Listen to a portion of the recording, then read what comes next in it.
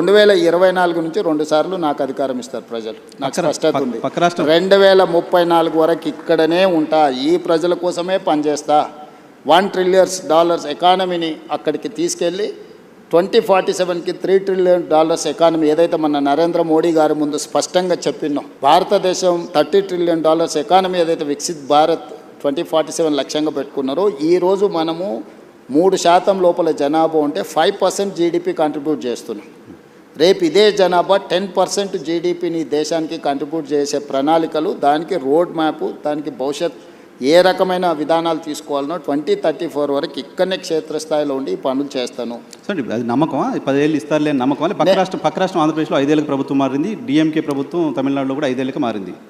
నా జీవితంలో నేను జడ్పీటీసీ అవుతా అనుకున్నప్పుడు జడ్పీటీసీ అయినా, నేను ఎమ్మెల్సీ అవుతా అనుకున్నప్పుడు ఎమ్మెల్సీ అయినా, ఎమ్మెల్యే కావాలనుకున్నప్పుడు ఎమ్మెల్యే అయినా, 2014లో ఎంపీ అవుతా అని చాలా ప్రయత్నం చేసింది, నీకు కూడా తెలుసు కదా. కాకపోతే 19లో అయినా అదే మల్కాజ్గిరి నుంచి, 14లో కూడా మల్కాజ్గిరి నుంచి అవుతా అని చెప్పి తెలుసు కదా. అక్కడ మిస్ అయినా కూడా 19లో మళ్ళీ అక్కడి నుంచి అయినా. జిల్లా పరిషత్ మెంబర్ ఉన్నప్పుడే తెలంగాణ వస్తే తెలంగాణకు ముఖ్యమంత్రి అవుతా అని చెప్పినావునా? చెప్పారు, నీతో చెప్పిన కదా, నీకు గుర్తుంది కదా. ఆ రోజు రాజశేఖర రెడ్డి గారు, చంద్రబాబు నాయుడు గారి నాయకత్వం ముందు తెలంగాణ ఎక్కడి నుంచి వస్తుందా, పిచ్చి భ్రమలు అని మాట్లాడిన వాళ్ళు కూడా ఉండరు కదా. వచ్చింది కదా, వచ్చిన తెలంగాణకు ముఖ్యమంత్రి అయినా కదా. ఈ రోజు కూడా నేను చెప్తున్నా, 34 వరకు నేను ఉంటా. కాన్ఫిడెన్స్ సార్, నేను ఈరోజు నీ ముందర చెప్పిపోతున్నా, నువ్వు దాచిపెట్టుకో. 34 తర్వాత నేను జాతీయ రాజకీయాల వైపు పోయినప్పుడు ఆ రోజు వచ్చి నువ్వు అడుగు. నువ్వు ఆ రోజు చెప్పి 34 వరకు ఇక్కడ 34 వరకు స్టేట్ పాలిటిక్స్. 34లో గెలిస్తే కూడా రేవంత్ రెడ్డి సీఎంగా ఉండరు, వెళ్ళిపోతారు. 34 తర్వాత మొత్తం 100% సీట్లు గెలిపించి కాంగ్రెస్కి అధికారం ఇచ్చినా కూడా నేను ముఖ్యమంత్రి పదవి తీసుకోను.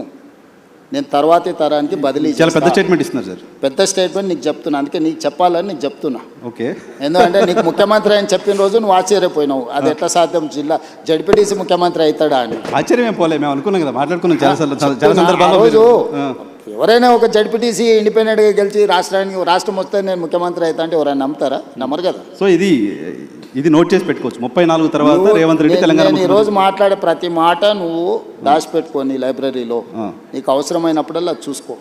నేను ఈ రోజు చెప్తున్నా, 34 వరకు నేను ముఖ్యమంత్రిగా. 34 తర్వాత పార్టీ ఎవరిని చేస్తే వాళ్ళని ముఖ్యమంత్రిని చేస్తాను, నేను గాను. అవకాశం ఇస్తే కూడా మీరు నేను తీసుకోను, నాకు తెలుసు. దేశం చాలా విశాలంగా ఉంది, దేశానికి కూడా సేవలు అందిస్తా. జాతీయ స్థాయిలో నేను నా అనుభవాన్ని దేశం కోసం పంచుతా. నాకు దేశం పట్ల భక్తి ఉంది. నేను ముందే మన మోడీ గారి ముందర చెప్పిన, పైలా దేశ్ దూసరా జనతా తీసరా దల్, అంటే మొదట దేశము, తర్వాత ప్రజలు, తర్వాత పార్టీ, తర్వాత నేను. సో నాకు ఒక స్పష్టత ఉంది, ఈ స్పష్టతలోనే ఇక్కడి వరకు వచ్చిన. సో మీరు నాకు 2006లో జడ్పీటీసీగా ఉన్నప్పుడు ముఖ్యమంత్రి అవుతా అని చెప్పారు. ఇప్పుడు ముఖ్యమంత్రిగా ఉన్నారు, జాతీయ రాజకీయాల్లోకి వెళ్తా అని చెప్తున్నారు. జాతీయ రాజకీయాల్లో ఏ చైర్ కోరుతున్నారు, ఏ చైర్ కోసం అనుకుంటున్నారు? రాహుల్ గాంధీని ప్రధానమంత్రిగా కూర్చోబెట్టి ఆ తర్వాత ఏ చైర్ ఇస్తే ఆ చైర్లో కూర్చుంటా.